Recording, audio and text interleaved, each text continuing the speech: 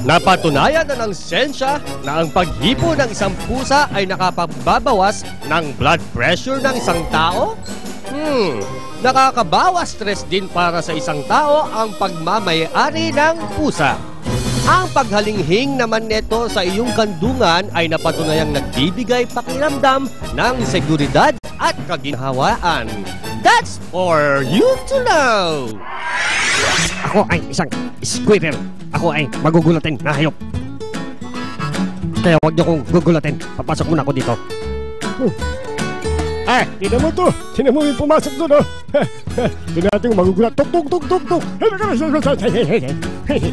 Sabi ko sa inyo, magugulatin ako. May mga kalokohan din ang mga pusa. Tulad na lang ng dalawang pusang ito. Itong Tim, at itong yung nasa loob ng kumot na yan. Kunyari, minumulto niya ang kanyang kapatid na pusa. Pero hindi natakot. Tao po. Ano yun? Andiyan ba si Pedro? Wala. Papasok na ako, ha. Ay, nako. Huwag ka pumasok. Pedro, nasaan ka ba? Lumabas ka, magbayad ka ng utang mo. Naku, kailangan ko umalis. Kailangan ko magtago. Sa kaya ako magtatago. Naku, wala pa naman akong pambayad ng utang ko. Sa kaya, dito sa baso. Subukan ko nga pumasok. Inay, bilisan mo naman maglakad. Ito na nga Malilit tayo sa kasal. Ay, yung gown ko. Yung ano mo, yung gown mo. Huwag mo masyadong ano. Naku, masisira yung gown mo. Ano ba ang kulit mo? Bilisan mo kasi maglakad. Binibilisan ko na. Mo, mahuli tayo sa kasal. Naku, ang lamig-lamig naman dito. Manipis pa naman itong isang kumot ko. Ay, ito, susot ko na lang itong jacket ko. Teka ba? Giniginaw na ako. Gusto ko na matulog. Mukhang yung sumikip yata itong jacket ko. Teka nga. Ayun. Ayos. Ayos, sa wakas. Ay, makakatulog na ako. Ay, ang ginaw. Ang ginaw. Good night. Aso, pakikuha yung dyaryo sa lamesa.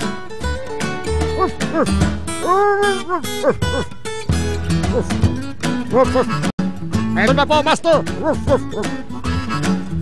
Meow! At narito na ang top video ng mga pusa. Meow! Ay nako, itong pusang ito, makulit siya. Itong Meow. pusang ito, makulit. Meow. Sobrang kulit. Sarap-sarap naman ng itong biscuit na to. Meow! Pahingi naman. Bigay ito ng nanay ko. Niluto niya to. Itong biscuit na to. Pero, paborito ko to at paborito rin ng pusa ko. Kaya Meow. kung minsan, inaagaw sa akin ng pusa Meow, ko pahingi ang naman. biscuit na to. Ay, nako. Pahingi! Sabi ko pahingi! Ay, nako. Damot ka kasi. Damot mo. Teka, Meow! yung biscuit ko. Damot ka. Meow! Batiti. Ikaw ba't?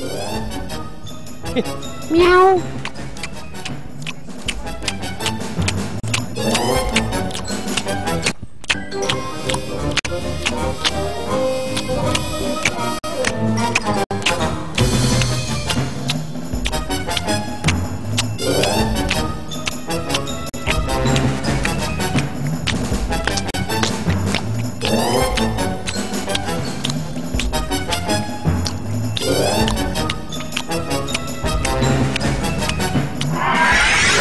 Ano mga kapuso, nag-enjoy kayo, no? Alam nyo ba itong antena ko, ha? Itong antena ko, ito ang ginagamit ng mga ladybug. Katulad ko, ito ang ginagamit namin para makaamoy, maka-touch, touch, and maka-taste. Maalat-alat. Anyway, abangan sa susunod na episode ng mas nakakakilig at nakaka-cute na mga hayop. Dito lang sa Hayop!